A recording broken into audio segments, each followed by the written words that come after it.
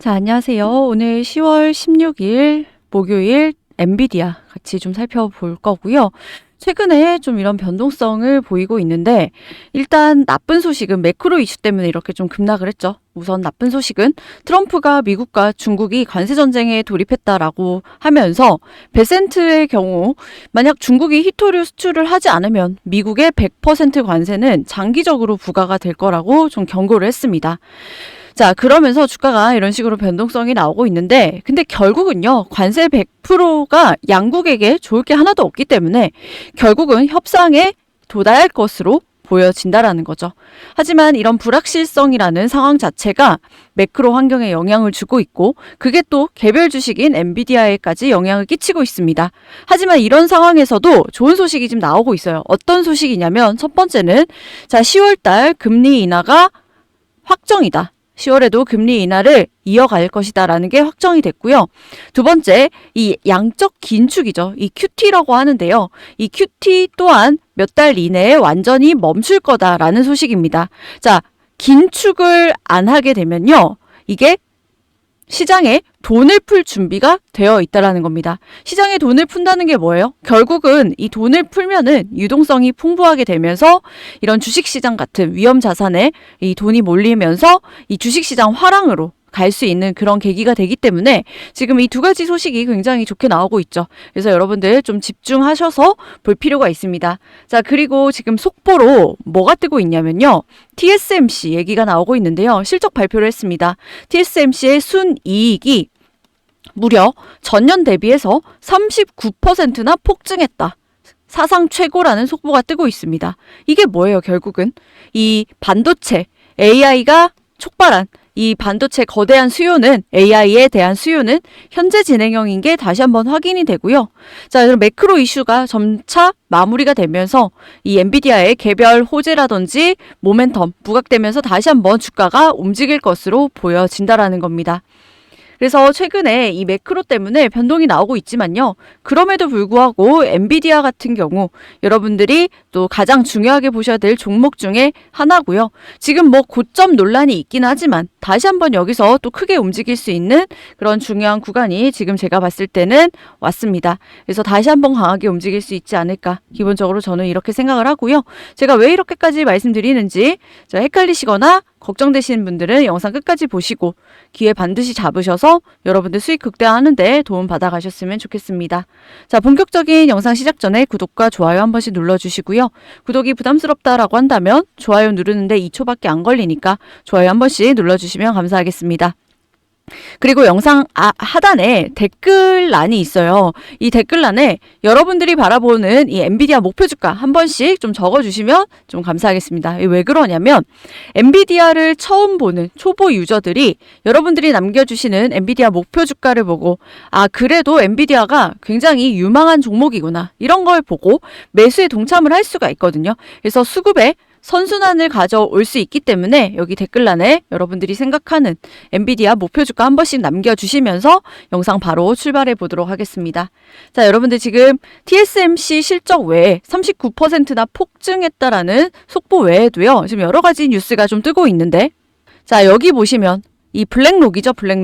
블랙록과 엔비디아가 지금 손을 잡고 약 400억 달러 규모의 이 얼라인드 데이터 센터의 인수에 합의했다라는 소식이 나오고 있습니다. 자, 이 같은 소식은요. 단순한 투자 뉴스가 아니에요. 이거는 엔비디아가 반도체 기업의 좀 한계를 넘어서서 이제 AI 시대의 인프라 공급자로 완전히 자리 잡겠다라는 선언에 가깝습니다.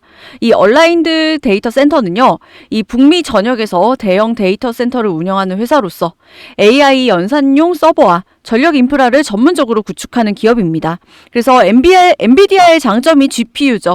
이 GPU를 넘어서서 이 AI 슈퍼컴퓨팅 클러스터, 그리고 네트워킹, 냉각, 전력 인프라 전체 생태계를 장악하려는 움직임이다. 이렇게 좀 보실 수가 있고요. 이번 인수는 그 전략의 퍼즐을 완성해 나가는 단계다. 이렇게 좀 해석을 해 주시면 됩니다. 그래서 즉 엔비디아가 GPU를 파는 데서 끝나지 않고 GPU가 돌아가는 공장, 그게 뭐죠? 바로 데이터 센터라는 겁니다. 이 데이터 센터까지 소유하거나 통제하겠다. 라는 뜻이죠. 이거는 마치 과거 인텔이라는 회사가 칩을 만들고 HP가 서버를 만들던 시대에서 이제는 엔비디아가 칩도 만들고 서버도 하고 클라우드까지 직접 설계부터 운영하는 이 AI 인프라 제국을 구축하는 방향으로 가고 있다라는 신호로 해석을 할 수가 있습니다. 자, 이런 구조는요, 주가에 굉장히 중요한 의미를 가질 수밖에 없어요. 왜냐하면 지금 시장의 포커스는 AI에 대한 수요가 얼마나 지속될까? 이게 중요한데요.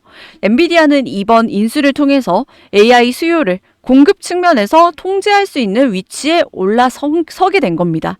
즉 단순히 타 기업의 GPU 이 수요를 주문을 기다리는 입장이 아니라 직접 데이터 센터를 운영하면서 안정적이고 장기적인 매출원을 확보를 할 수 있게 된 거죠. 그래서 투자자 입장에서는 이게 또 하나의 성장 동력이 붙은 거다. 이렇게 보실 수가 있습니다. 성장 엔진이죠, 엔진. 그래서 GPU 매출이 사이클을 타더라도 업앤다운이 있겠죠. 이번 사이클은 초호황을 향해 달려가고 있는데 언제까지 이 주문이 지속되진 않을 겁니다. 그러면 이 사이클이 끝났을 때 시기에 이 AI 데이터 센터 운영과 서비스 수익이 버팀목이 될 수 있는 거죠. 하나의 성장 축이라고 말씀드렸던 건 그런 이유 때문입니다. 그래서 시장에서는 이번 인수를 밸류에이션 안정 플러스 성장, 새로운 성장의 기회라고 신호로 해석을 하고 있고요. 단기적으로 이 엔비디아 주가에 이런 심리적인 모멘텀, 즉 상승에 대한 기대감을 불러일으킬 가능성이 굉장히 크다라는 거죠. 물론 이 400억 달러라는 금액이 굉장히 작지 않기 때문에 재무 부담을 걱정하는 시각도 일부 있을 수 있습니다. 하지만 엔비디아의 현금 흐름을 보면요. 이 분기 순현금만 약 150억 달러라는 거죠. 이거를 분기별로 이렇게 돌리고 있는데 이거를 감안하면요. 이 400억 달러라는 이 인수 자금이 뭐 무작정 무리한 인수만은 아니라라는 겁니다. 그래서 전략적인 자산 확보로 보는 게 맞고요. 그래서 정리를 하면은 이번 인수는 단순한 M&A가 아니라 엔비디아가 칩 회사에서 AI 산업의 기초시설 회사로 진화하는 전환점이다 라고 보실 수가 있고요. 그래서 중장기적으로 주가에 매우 긍정적인 영향을 줄 수밖에 없고 AI 생태계의 인프라 지배력을 강화하는 방향으로 시장의 신뢰를 다시 한번 높일 가능성이 크다라는 겁니다. 그에 맞춰서 지금 엔비디아 옵션도 180불에 이 지지선, 방어선이 형성이 되고 있습니다. 그래서 보시다시피 지금 프리장에서도 조금 다이나믹하게 움직이고 있는데요. 지금 쭉 빠졌다가도 아래 꼬리 달고 쭉 이렇게 밀어 올리는 거 보이시죠? 그래서 엔비디아 이 옵션 마지막 이 지지선이 180불에 형성이 되어 있기 때문에 이 같은 움직임도 역시 보이고 있습니다. 그래서 어떻게 보면 지지선이 한번 확인을 해줬다라고 보여지고요. 그래서 여러분들은 다시 한번 이 엔비디아의 성장축이 새로 생겼기 때문에 다시 한번 2차 파동을 나오지 않을까 좀 기대를 해보면서 매매를 좀 대응하실 수가 있다라는 거죠. 그래서 이런 모멘텀이 본격적으로 부각받기 시작하면요. 매크로 이슈는 전부 다 무시하고 다시 한번 랠리가 시작이 될 수 있다라는 겁니다. 개인적으로 220불은 무조건 돌파할 거다 이렇게 좀 보고 있거든요. 여러분들 시장에 정보가 굉장히 많습니다. 넘쳐난다라는 표현이 맞겠는데요. 하지만 엔비디아처럼 좀 좋은 주식도 내가 타점이라든지 타이밍을 잘못 잡으면 손실이 날 수가 있습니다. 결국은 제대로 아는 사람들만 수익을 내고 있다라는 거예요. 누구는 지금 엔비디아가 굉장히 비싸서 못 산다라고 하는데요. 엔비디아의 향후 성장성을 안다면 지금 자리에서도 충분히 매수 가능하다라는 거죠.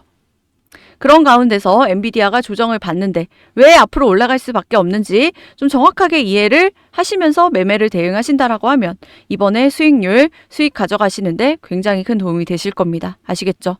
그래서 만약에 엔비디아가 조정이 나올 때 우리가 어디서 강하게 대응을 하셔야 되는지 이런 것들도 같이 공유를 드릴 거니까요. 영상이 도움이 되셨다라고 한다면 구독과 좋아요 한 번씩 부탁을 드리고요. 그리고 영상 아래에 응원의 댓글 한 번씩 또 부탁드려 보도록 하겠습니다. 자, 영상 끝까지 시청해 주셔서 감사드리고요. 저는 내일도 더 좋은 엔비디아 정보로 찾아뵙도록 하겠습니다. 감사합니다.